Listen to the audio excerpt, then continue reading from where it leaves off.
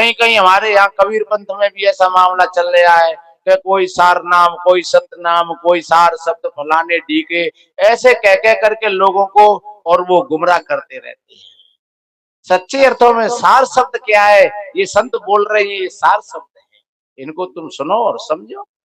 सार शब्द निर्णय कर नामा, जैसे हो जीव करता। तो इसलिए मेरे बहन भाइयों, इन सारी उलूल जुलूलों से हट करके अपने जीवन को हम बढ़िया बनाएं। और जीवन कैसे बनता है, एक छोटी सी बात मुझे याद आई है, समय रहेगा तो भजन सुनाऊंगा।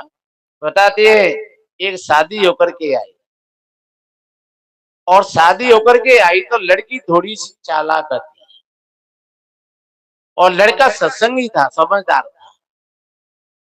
तो उस लड़की ने सोचा कि अब शादी तो हो गई, अब कैसे मैं इन पर अपना हक जमाऊं। तो उस लड़की ने कहा कि सुनो जी, एक पेन और कॉपी तुम लो और एक पेन और कॉपी मैं रखूंगी, और सवेरे से शाम तक तुम मेरी गलतियों को लिखना और मैं तुम्हारी गलतियों को लिख। तो उसने कि ठीक है भैया, लिख लेना। तो उस लड़की ने उनकी गलती लिखना शुरू कर दिया और उन्होंने कोई ध्यान नहीं दिया। पेन और कॉपी तो रख लिया, लेकिन कोई ध्यान नहीं दिया उस बात। दूसरे दिन जब आए वो, तो बाजार से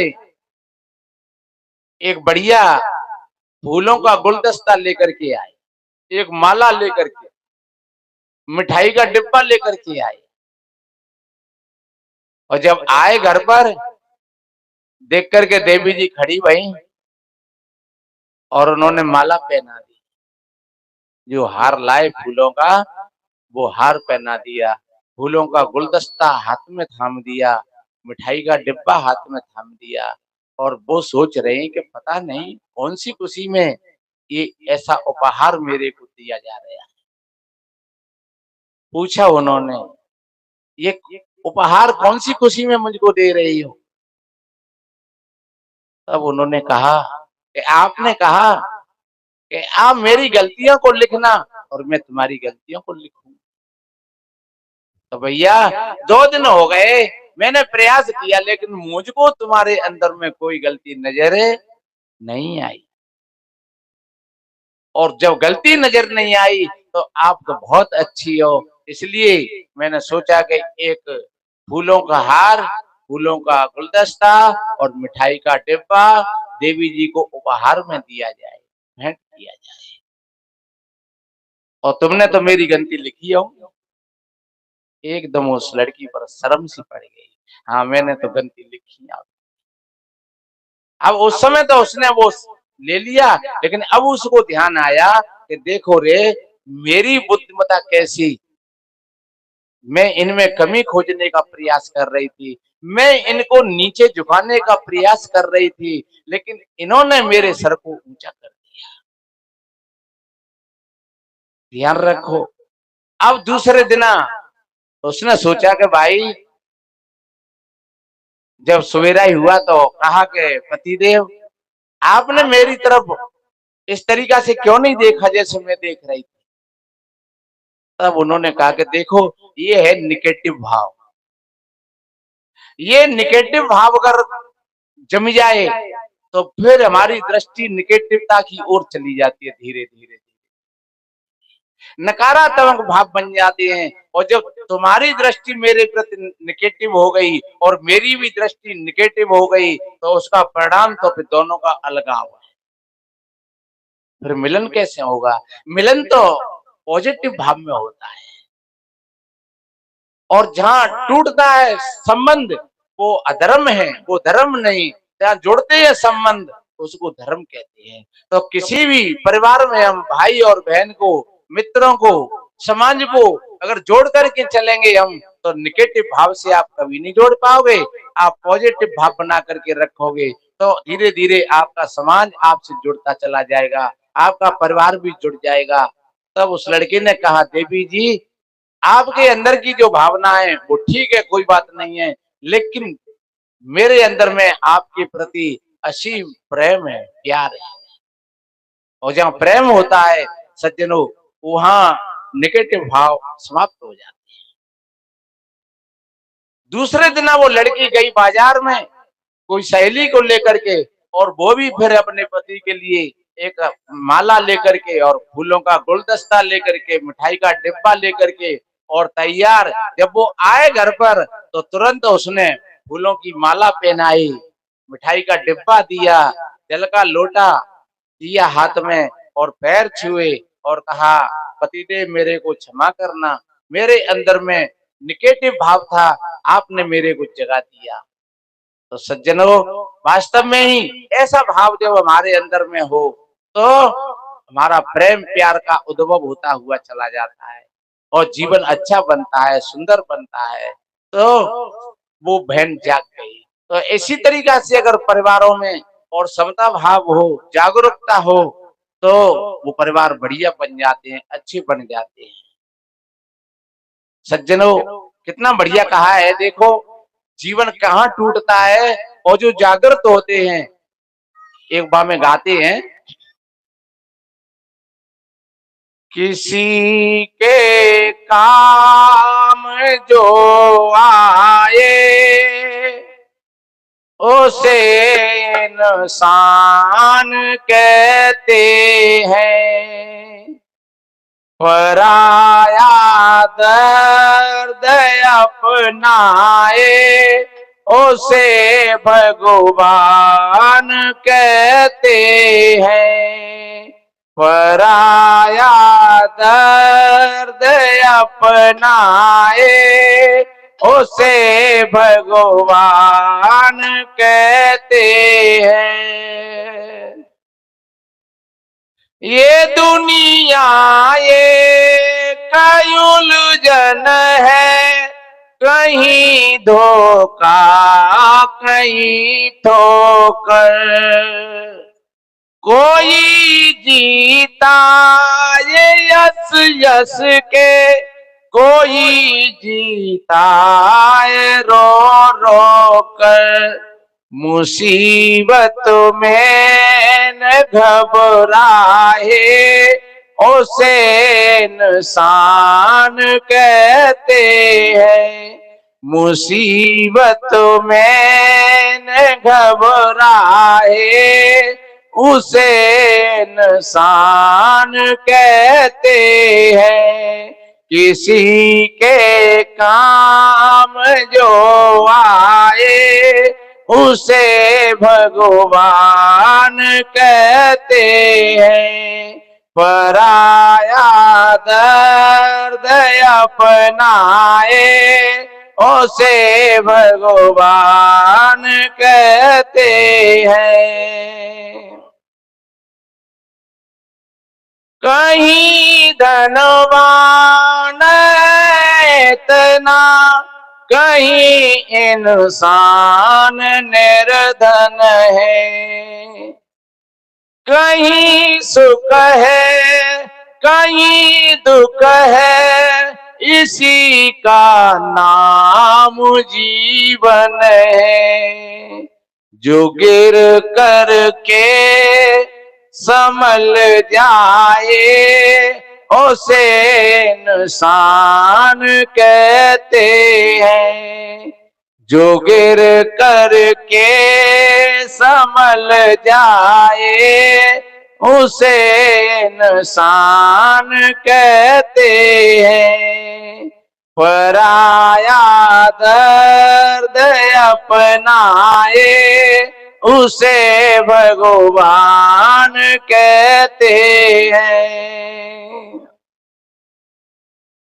अगर गलती रुलाती है तो राहें भी दिखाती है, मनुष्य गलती का पुतला है, ये अक्सर हो ही जाती है, सुधारे भूल जो अपनी उसे इंसान कहते हैं, सुधारे भूल जो अपनी उसे इंसान कहते हैं। एक बहुत पुरानी बात मुझे याद आ गई है, आप ध्यान से सुनना। बताते हैं, एक शादी होकर के आई तो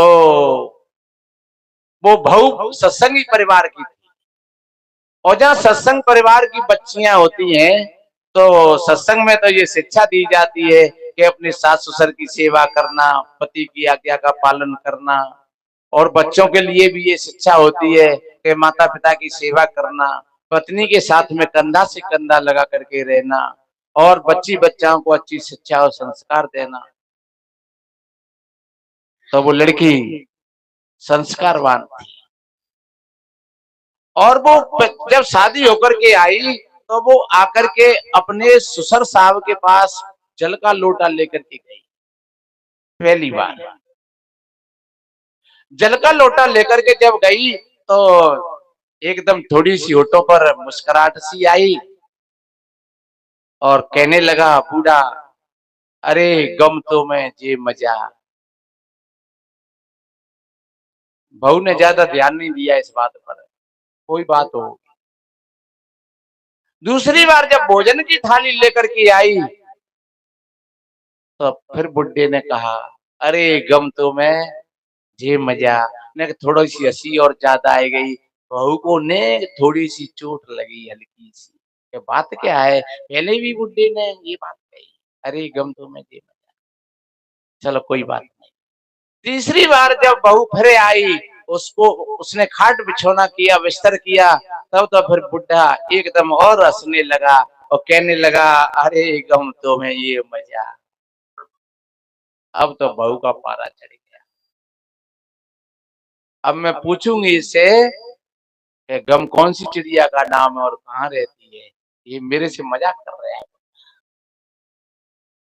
सज्जनों।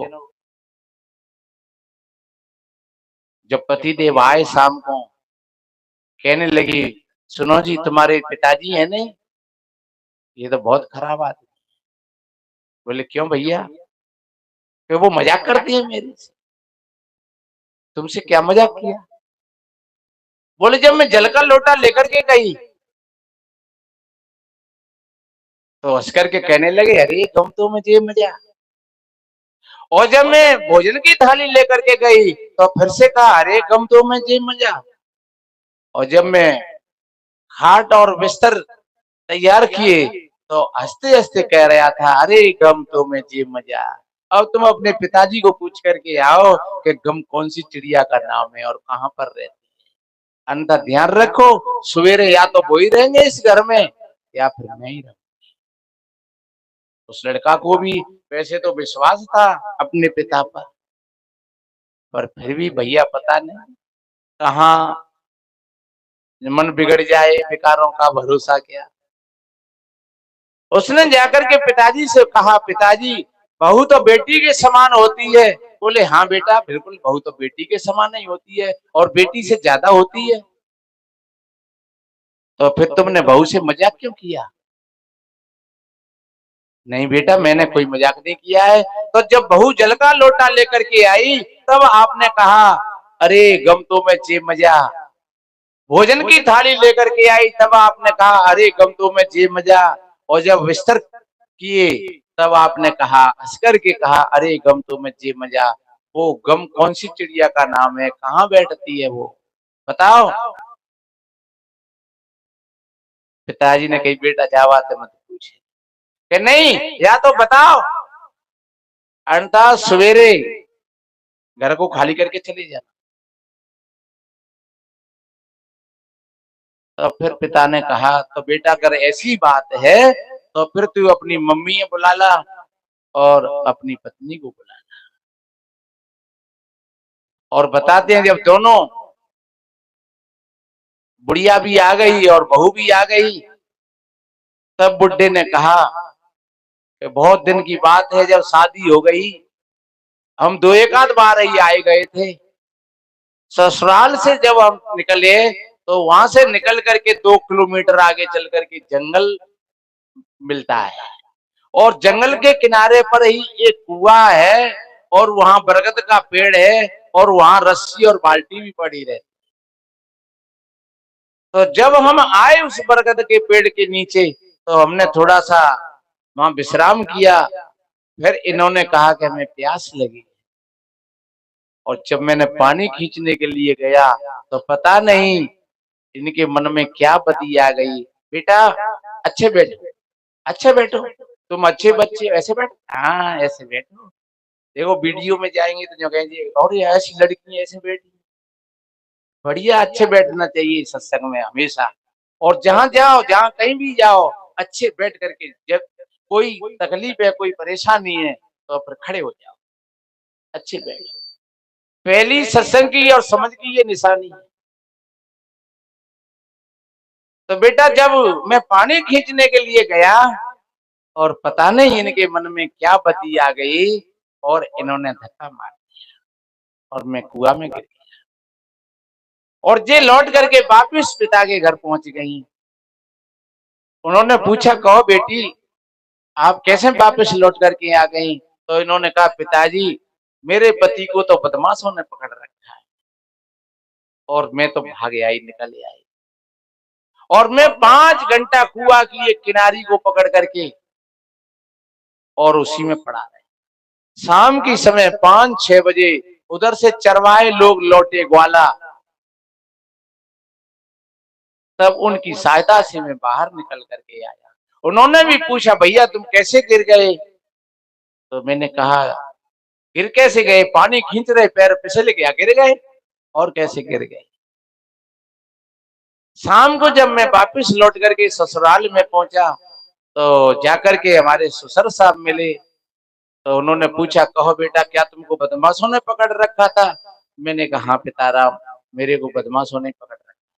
कोई बात नहीं है। शाम को बढ़िया खूब फिर भोजन किया और विश्राम किया और सवेरे ही भोजन प्रसादी पा करके और विदाई लेकर के फिर हम वहां से चले। अब ये बेचारी बहुत परेशान हो रही है, पता नहीं है अब ये हमको मारेंगे या छोड़ करके जाएंगे, क्या होगा क्या नहीं। और ध्यान रखो, इंसान को अपनी गलती रुलाती है। कोई न कहा हुआ सब दुख करता था। हर एक इंसान अगर कहीं दुख और सुख होता है तो वो अपने ही कर्मों के आधार से होता है।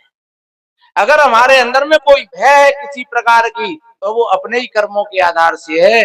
अन्यथा आप अगर सच्चे हैं और अच्छे हैं तो चाहे देश का प्रधानमंत्री आ जाए तब भी तुम भयभीत नहीं होगे। और अगर तुम कहीं पर थोड़े कच्चे हो, अगर आपने किसी की चोरी करी है तो एक कोई वर्दी में आ जाए सिपाही और तुम कांपने लगोगे कि मुझे तो पकड़ में आया हो, क्योंकि तुम्हें पता है कि मैंने चोरी करी है।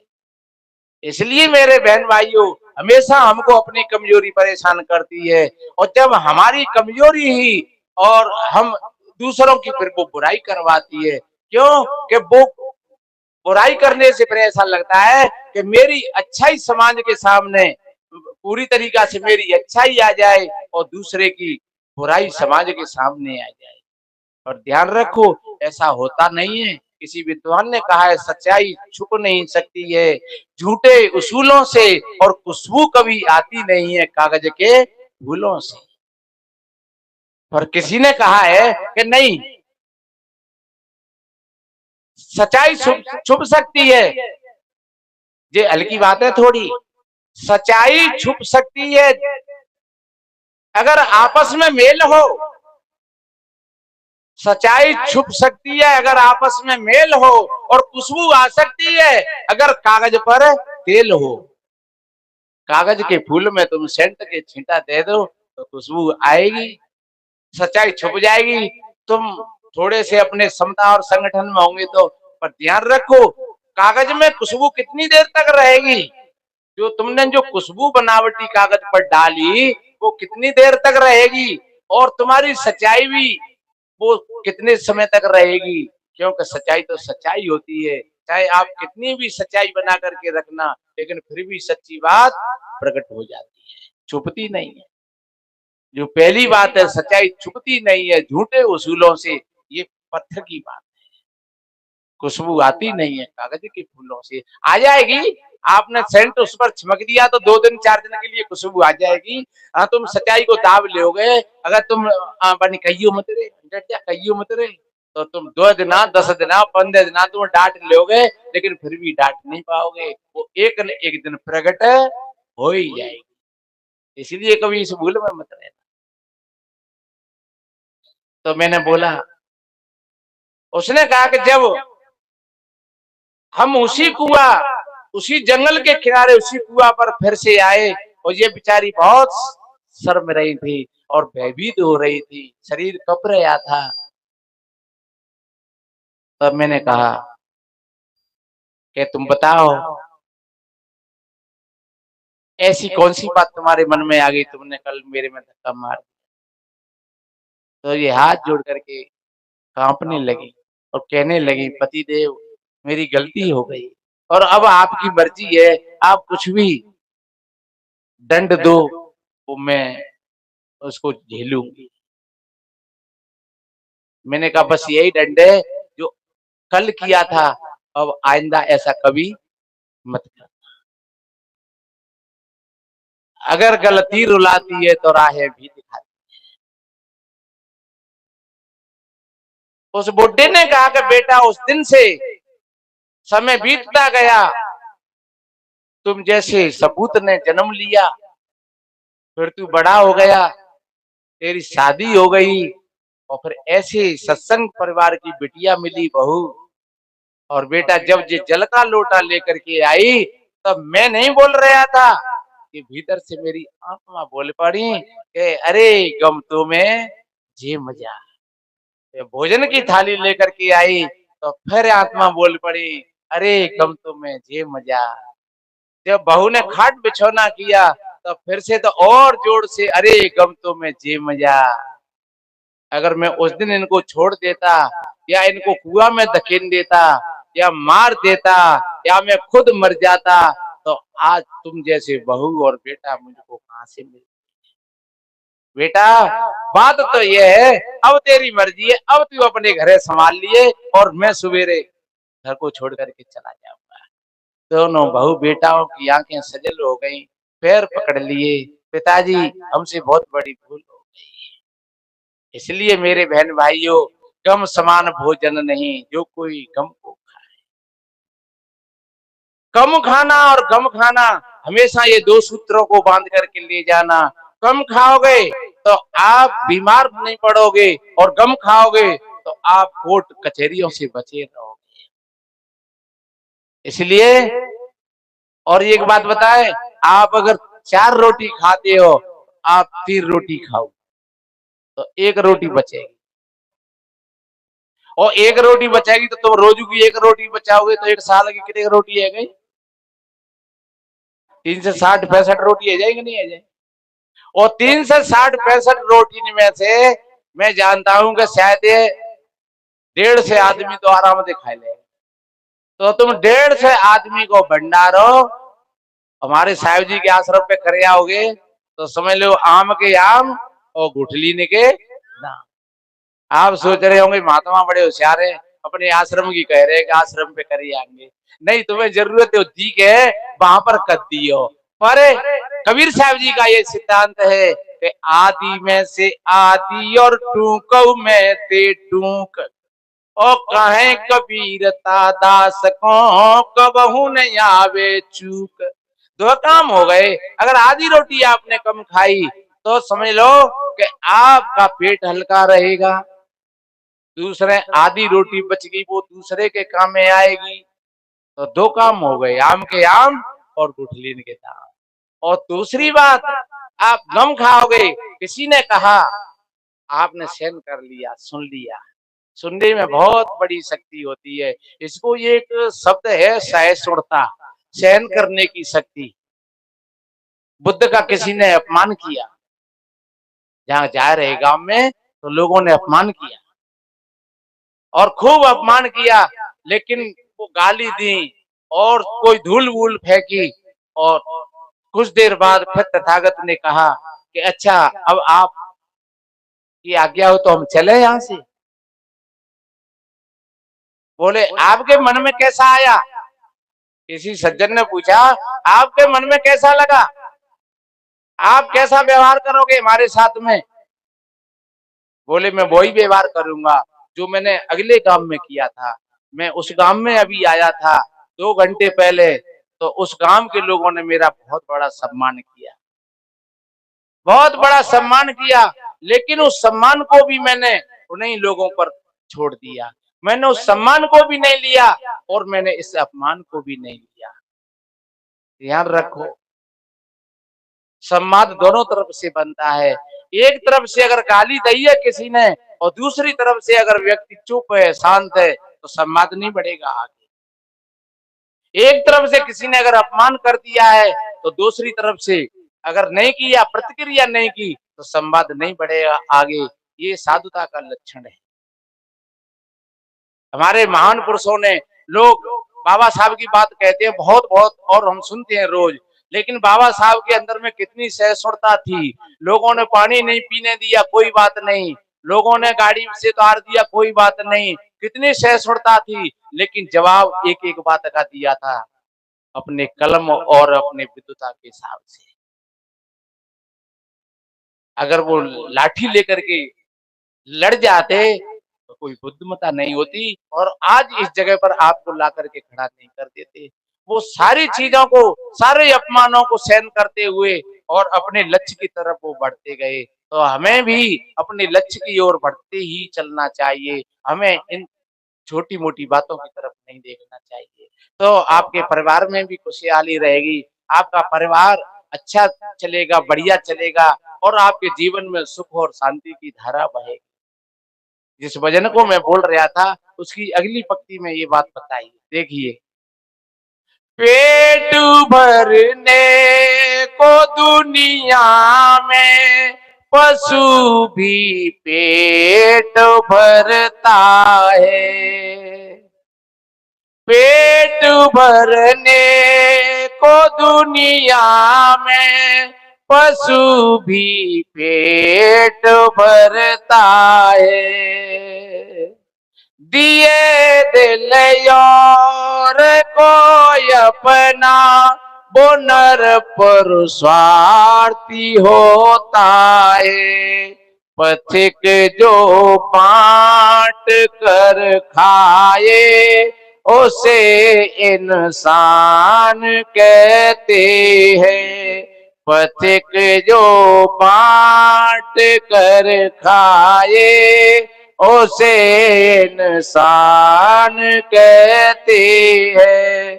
किसी के काम जो आए उसे इंसान कहते हैं।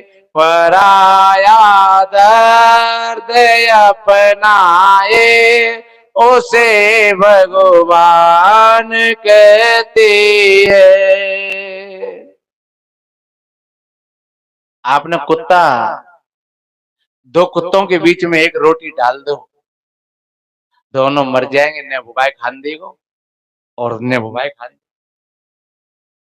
और एक चींटी को एक टुकड़ा मिल जाए तो वो सब परिवार इकट्ठा कर ले, चलो ले चलो घर पे खा।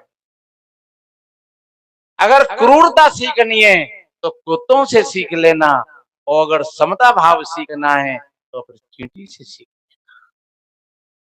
चींटियों के अंदर में कितनी समता होती है और कुत्तों के अंदर में कितनी विषमता होती है।